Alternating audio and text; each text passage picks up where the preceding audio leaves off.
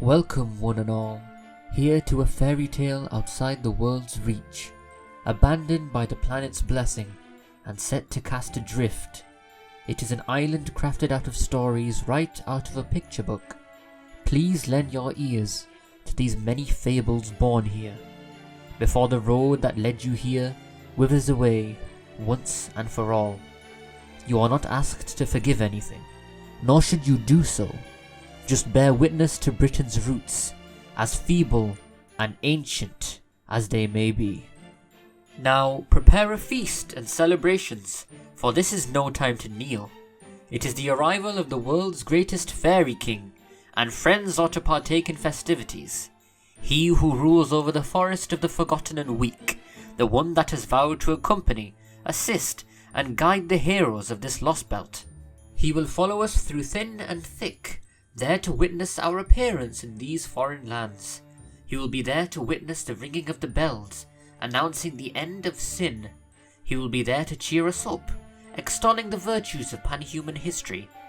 Even as his beloved forest is burnt to ash, he will not miss a step, as he charges headfirst into danger to protect the fairy of paradise. He will be there to scheme, as he finally aims to exact his petty games of torture, joyfully seeing the fairies succumb to their own sin. He will use the heroes as pawns to his plans, letting them lay the groundwork for total destruction. He will be there to witness the end of this corrupted, deviant saga found in this picture book, for he himself is the end.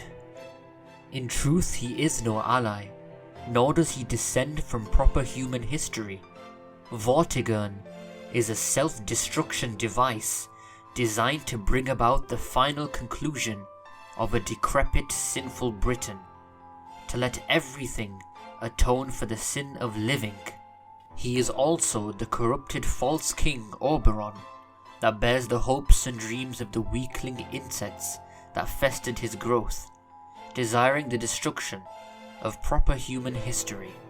That which is both real and fictitious disgusts him. That which is real spits on fiction. This lost belt, filled with people, filled with the desire to live, despite its many sins, will be simply dismissed as an impossible story, solely entertaining those that are real.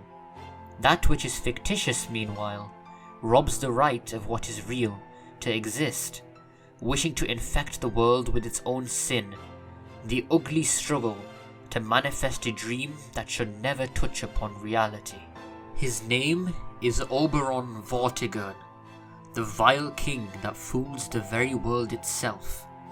He will never be able to find his love in any world, for if he ever found his Titania, any joy he would express, any happiness he wishes to share, everything will be reduced to lies. His love will become hatred, and his hatred will solely be intensified.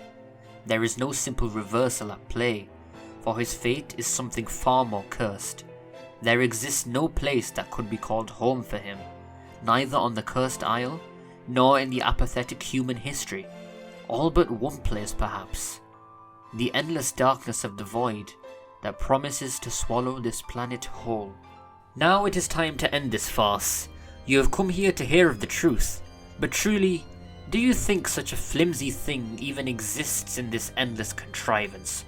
What is there to seek in an existence composed solely of lies?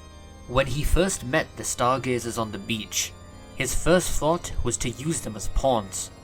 When he was part of the group, he solely wished for us to hurry along already. Not even a single moment did he consider us as friends, actively lying to us all along. Or did he? He who is the vile king is also the one who bears the title of Oberon. Upon his rebirth in that flimsy forest, he had truly been corrupted into Oberon. Already, before he was known by many names: Vortigern, the insect of the abyss, the Moor's king. This was simply the latest, but also the most meaningful addition to him. When he met us upon the beach, he staked his hopes on us. When he spent time with us, he lied on occasion, but only for our sake, wishing to give us resolve. His wish to befriend us was no lie. atop the storm border, at the end, he will seek to subvert everything we knew about him, hiding the truth with his lies, so that the world may not alter them into lies itself. Who are you to recognize the truth when the very world is pitted against you, when it has to be lied to in order to preserve what little emotion you are afforded? How convincing such lies have to be! It makes one question all his integrity. Then perhaps he most certainly must have at least hated that which he aimed to destroy. Alas, even this man wishes to dream. His hatred for pan-human history is nothing more than frustration, born from understanding the flimsiness of pruned, forgotten outcomes, the unavoidable truth of the necessity to rid the world of this cancer. And as for this lost belt, how could he ever bring himself to rob the Queen of her millennia of effort? A picture book, drawn with sin, curses and blood, populated by fairies, filled with sorrow and long-forgotten prayers.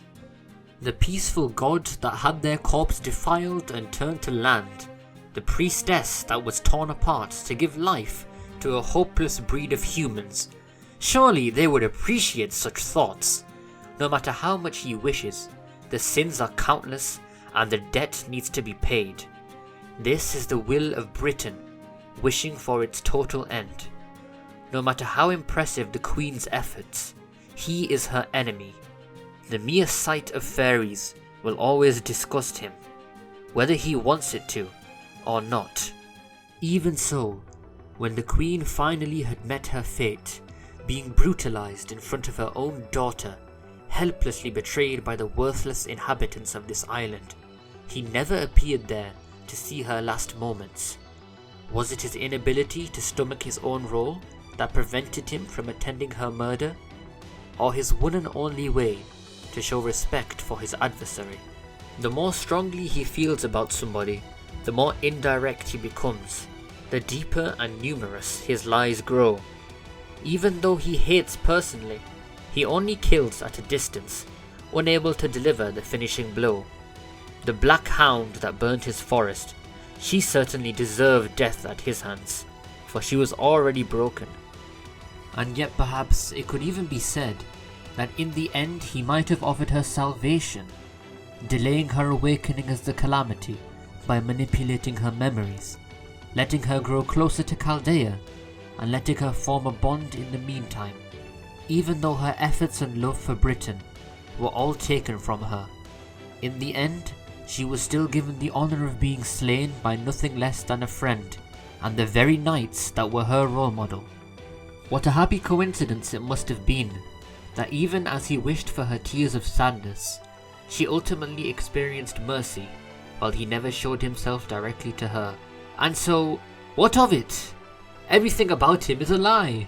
The one who raised the Fairy of Paradise could never have been him, for it was Merlin, the Mage of Flowers, that had taught her magecraft. Strangely, Artoria still recounts Merlin's great hatred of fairies.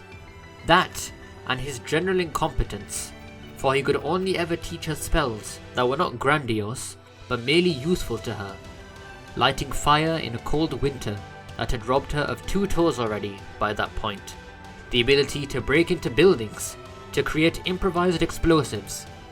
After all, Vortigern only ever planned to use her as a pawn to rile up Britain, so that Morgan may fall and that Cernunnos may be destroyed. Unknown to Oberon, however, even with her fairy eyes not working, Artoria grew to understand Oberon's lies.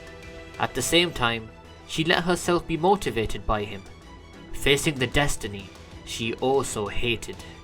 If his goal was simply to utilize her, to utilize the stargazers of a distant history as pawns, then what was the point in him spending time, in him laughing alongside them? There was no reason to be confronted by humanity's last master when it came to his lies and admitting to them, to spend time with them and wish to hear their thoughts. Surely such things were never necessary then. But wait, such a simple mistake cannot be made. He's the vile king that destroyed the Wing clan for nothing but his own amusement, only later to slay their last fairy after she had taken revenge, being delighted in her despair, as she had lost her reason to live after accomplishing her goal. driving one of Morgan's most loyal knights to her despair, making him the catalyst to her downfall, colluding with Britain's most vain fairy to bring about even her own end, bargaining with an immature beast to set his plans into motion, while deeply despising her. Just what even is the truth of the matter? At his core, he must remain unknowable. To speak of the truth is to let it degrade. But perhaps the place could exist where he could finally utter the truth, to look into his lies and to see the truth, to realize his intentions. Behind his insults lies the desire to insult. He demeans because he wishes to be mean, smugly taking joy in it. And at the same time, as he speaks of destruction, he dreams of something completely different. Within this frail realm of dreams, he reveals he has true feelings after all, something the world could not change. Amongst them is his desire to find Titania, but also his insistence on it being impossible. Someone who can see Oberon's true nature and still accept him. That is who Titania is. Or rather, that is what it takes to qualify as a Titania. Though he says they do not exist, the words written in red will tell otherwise. How many have you been able to count here in this Lost Belt alone? To reveal their identities would be in poor taste, but I shall reveal that there are 3 that you could perhaps count as Titania in their own right. However, just because they play the role of his beloved does not mean he will be able to share that love back. If anything, it incentivizes him to treat you worse and worse as he hides his feelings from the world, fearful of them becoming warped into lies. At the end, even if he insists on singing a song of destruction, he will be cast into the void himself, all by himself.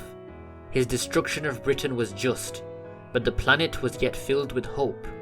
To destroy it, despite that, was nothing short of the greatest insolence. It was a doomed rebellion against the planet's insistence on truth and lies being separate. A place where the truth is meant to prevail, yet can be covered up by ugly lies, and yet beautiful lies, covering ugly truth, are rejected harshly. His nature as Oberon would never allow him to accept the nature of A Midsummer Night's Dream being turned into a story that solely entertains. A night's single lunacy is meant to offend the audience, something they can dismiss as such, but something that should never simply remain entertainment for them. It is something that never bows to their whims. Perhaps it is for that reason that he rejects the Mage of Flowers fundamentally, as he is eternally watching mankind's story, wishing to experience emotion for his own sake, and going as far as to interfere solely for his own sake, for his own desires. Though it should be noted that both are still self-centered in that regard. Merlin views and interferes with stories for his own sake, and Oberon tries to protect the sanctity of a story for his own sake. By threatening to destroy it all, to destroy us alongside this Lost Belt, what the vile, twisted king wished for was to etch this memory into us eternally, to let it all become more than a simple tale to enjoy, something that remains within us, in our dreams, so that it may never truly fade. An ending that impresses the survivors to their very core, shaping their being from there on out. That alone would become the proof that this story was in fact real. We will never know the truth, however, for he has already fallen into the darkness of his own void. His wings are nothing more than decor, after all, so he will never manage to fly. But maybe, even from all the way down there, he still might catch a glimpse of the vast blue sky, something that may even give him a reason to stretch his hand longingly upwards, wishing to grasp for the chance to one day be able to be true to himself. Thank you very much for watching this Oberon analysis video. It took a while to come out as I've unfortunately been busy, but it's finally here. Oberon is probably my favorite character from LB6. I suppose he's some of you guys' favorite character as well. Love the guy. Hope you guys enjoyed the video, and until next time, where hope and despair gather once more.